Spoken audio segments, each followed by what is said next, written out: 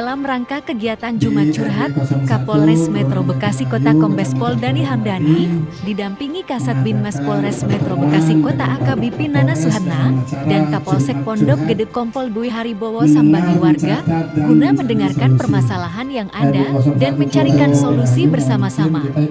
Bertempat di Pendopo Kita AT 04 RW 01 Perum Taman Pondok, Kelurahan Jatirahayu, Kecamatan Pondok Melati, Kota Bekasi. Kapolres Metro Bekasi Kota Kombes Pol Dhani Hamdani dalam sambutannya menyampaikan apresiasi atas kehadiran warga dalam acara Jumat Curhat ini. Selain mendengarkan curhatan warga, Kapolres mengajak warga untuk terus menjaga keamanan dan ketertiban serta menjaga etos kerja dan kondusivitas di wilayah menjelang Pilkada 2024 yang akan segera dilaksanakan. Sebelum mulai, saya mau pantun dulu boleh? Naik delman ke pasar ikan, beli bandeng campurin teri. Bilang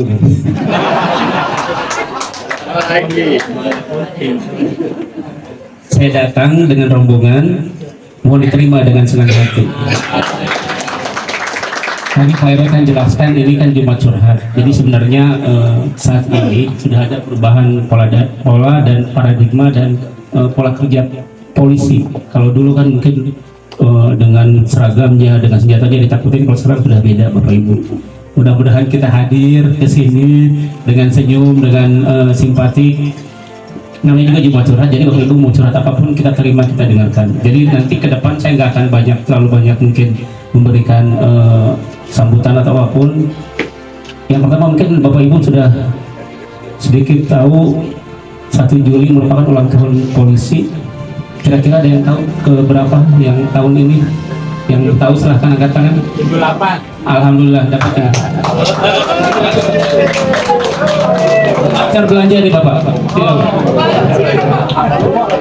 Monggo silahkan. Kan baru mulai belum curhat. Nanti kalau udah curhat lebih banyak lagi. Ini kali pertama sejak saya bulan Maret 2023, tadi Bapak sampaikan 2022, berarti mungkin masih yang lama.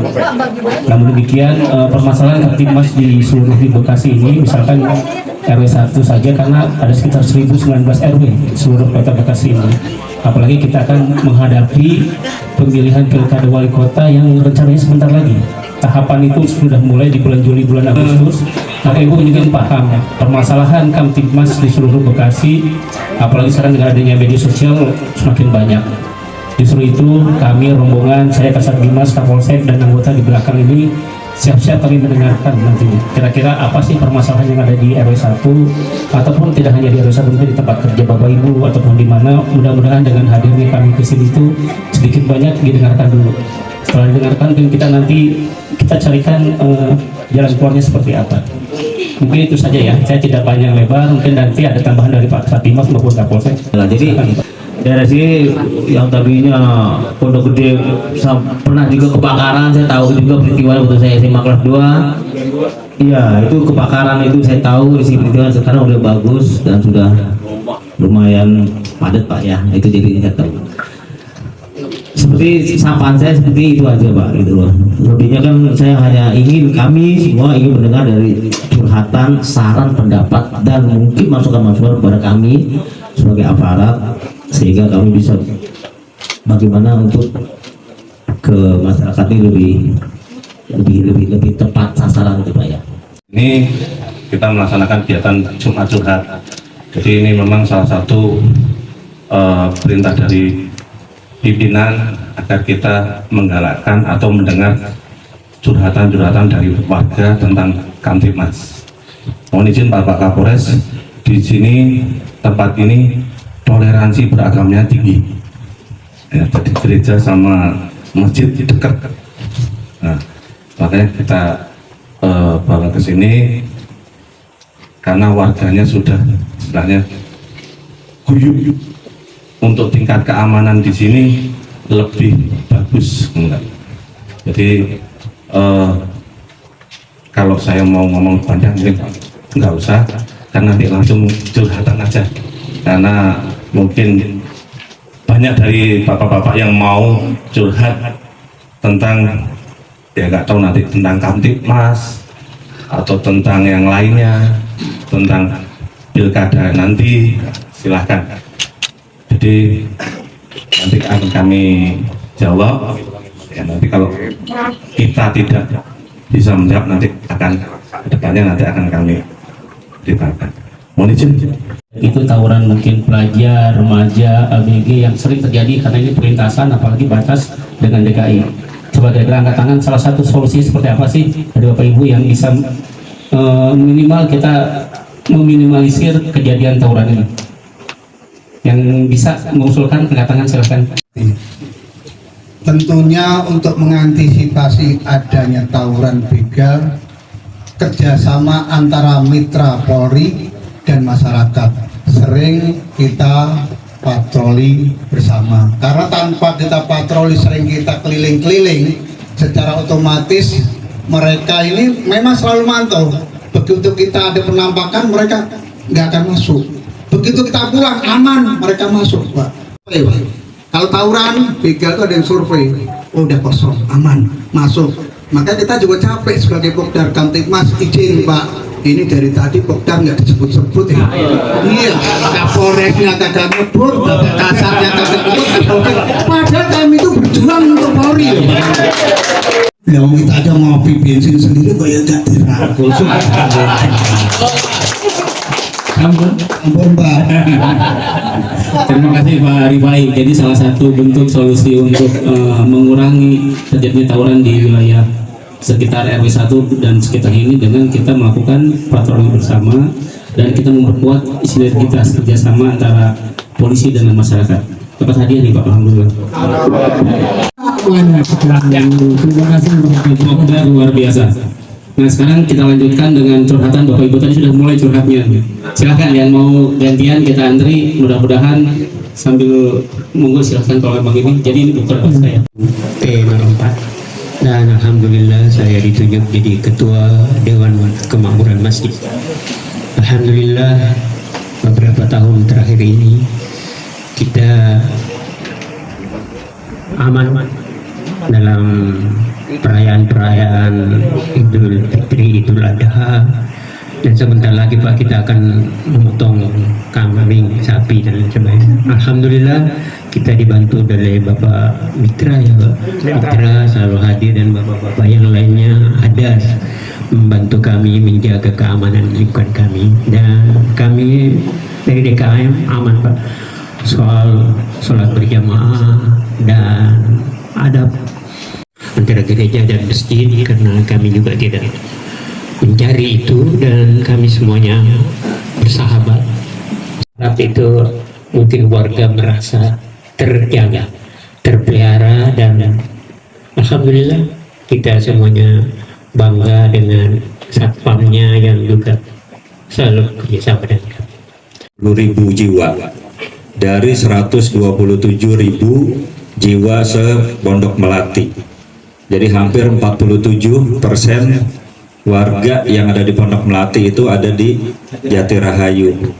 Dan tentunya ini merupakan tugas berat juga bagi kita semua, terutama untuk jajaran Polsek Pondok Gede dan Pak Mitra ini sebagai Bimas Pol Jatirahayu, bisa dibilang 24 jam Pak. Iya, ada di wilayah. Terkadang baru sampai rumah ada kejadian, ditelepon lagi, beliau balik lagi. Dan kita selalu komunikasi. Kita punya grup 3 pilar yang di sana apapun kejadian yang ada di Jatirahayu tentunya semua terkomunikasikan.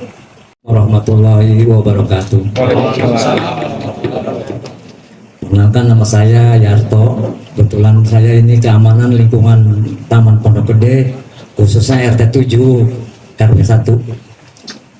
Curhatan saya begini Pak, sekarang kan banyak orang punya mobil tapi nggak punya garasi Pak. Jadi mereka itu kalau parkir itu di lingkungan komplek Pak, tanpa izin, tanpa omongan lagi. Ya idealnya kan setiap warga punya garasi sehingga tidak kemudian dibebankan kepada petugas keamanan kalau terkait dengan misalkan ada permasalahan dengan kendaraan tersebut. Mungkin akan lebih jelas dari Pak Lurahnya untuk menyatakan. Lahannya sempit, tetapi terkadang mobilnya bisa 1 sampai 2. Ya, akhirnya apa? Yang satu masuk, yang satu disimpan di luar, atau bahkan digunakan lahan-lahan kosong yang dibangun, akhirnya parkir di sana. Nah, terkait dengan itu, sebetulnya itu memang salah. Untuk menggunakan lahan pasos pasum, tentunya ini hanya untuk kepentingan bersama, bukan untuk pribadi. Nah, seperti ini, misalkan ini lahan pasos pasum, digunakan untuk balai RW, boleh. Untuk pos jaga, boleh. Posyandu, boleh. Nah, tetapi untuk digunakan menjadi garasi, itu nggak boleh. Yang untuk menegur secara persuasif. Yang tentunya kalau kita tiba-tiba ini nggak boleh bongkar, ini pasti akan menimbulkan gejolak juga. Tetapi silahkan sampaikan oleh mungkin Pak RT, Pak RW, bahwasannya ini bukan untuk pribadi. Tetapi apabila memang ada di beberapa tempat yang ternyata ditegur oleh RT RW ini tidak bisa, galakan dia. Dari awal ada kesepakatan dulu. Saran kami sih dari pihak kepolisian, kalau bisa seperti ini, sebutannya rembuk warga yang kumpul, tidak hanya RT tapi juga masyarakat yang ada di sini, kesepakatan misalkan terkait dengan parkir. Jadi semua orang di warga RW 01 itu sudah sepakat dulu. Kira-kira misalkan kalau ada kejadian seperti apa? Kalau misalkan ada parkir dia lebih dari satu, seperti apa dampaknya? Itu yang mungkin bisa namanya kita gotong royong, kita rembuk warga, kita mengkomunikasikan setiap persoalan itu dan kita carikan jalan keluarnya dengan bersama-sama. Jadi tidak hanya bebannya, kasihan ke Pak petugas keamanan Pak Yarto ini. Sudah mobil, bukan mobilnya sendiri, kemudian polisi selama ini amat sangat erat hubungan baik dengan kepolisian di wilayah Polsek Pondok Gede. Jadi kami selalu dilibatkan dalam setiap kegiatan apapun, dari hal kami ikut patroli, kemudian kami menjaga wilayah, kami ikut juga apel gabungan, selalu ada Pak. Yang satu aja lah Pak, kalau misalnya memang tawuran itu banyak banget Pak di wilayah Pondok Gede ini, ya khususnya di wilayah saya Pak, Kampung Sawah. Ya saya tinggal di Kampung Sawah Pak, jadi malu ketua sektornya tinggal di Kampung Sawah, tawurannya banyak Pak. Nah, ya anak ini tidak bisa dihukum Pak, tapi apakah tidak ada Pak pembinaan sebagai efek jerak buat anak-anak? Kayaknya anak-anak ini kalau udah dikeluarin begitu lagi Pak, kita sedih ngeliatnya ya, karena kadang kami capek sendiri gitu Pokdar. Ya elah, udah kita tengah malam sampai subuh kita Pak, iya jaga keamanan sampai subuh Pak. Jam 1 kita jagain nggak ada, kita pulang toto ditelepon warga, Bu tawuran depan kuburan jam 4 pagi. apresiasi Ibu, luar biasa dedikasi Pokdar yang sudah membantu kami, apalagi anggota sudah sampai ke 500-an Ibu ya. Terus saat Ibu langsung dengar sama Kapolsek Bu. Jadi kira-kira seperti apa kalau misalkan sudah ada yang diamankan, efek jerahnya bagaimana? Polda Metro Jaya tidak hanya di Bekasi Kota, kita penekanannya secara tegas, ketat. Kalau ada proses tidak ada lagi yang ditangguhkan. Itu perintah langsung dari Bapak Kapolda. Namun demikian kan tadi sampaikan ada, karena mungkin di sini adalah anak-anak sekolah segala macam, pasti ada pertimbangan dari Pak Kapolsek juga. Nah untuk efek jerahnya mungkin ke depan tidak hanya orang tua yang dipanggil Ibu, mungkin juga RT RW-nya dipanggil. RT RW-nya dipanggil, tanda tangan pernyataan. Kalau misalkan yang bersangkutan kira-kira masih melakukan lagi persiapan, SKCK-nya jangan dibuatkan oleh Pak Kapolsek. Nanti cari kerja susah, sekolah juga mau lanjutkan juga sulit. Mudah-mudahan ada efek jerah buat yang bersangkutan. Berkahilah semua langkah perbuatan kami dan jadikanlah itu semua nilai ibadah dan nilai ilmu yang bermanfaat kepada kami yang Engkau limpahkan kepada kami. Engkau penuhi keakraban dan bahagia ini kami hadir di sini. Kiranya Engkau memberikan barokah dan ridho-Mu dalam acara yang kami laksanakan ini. Ya Allah ya Mujib, Engkau yang mengabulkan doa, perkenankanlah doa dan permohonan kami. Rabbana atina fid dunya hasanah wa fil akhirati hasanah wa qina adzabannar. Saksikan terus liputan dari Derap Detik.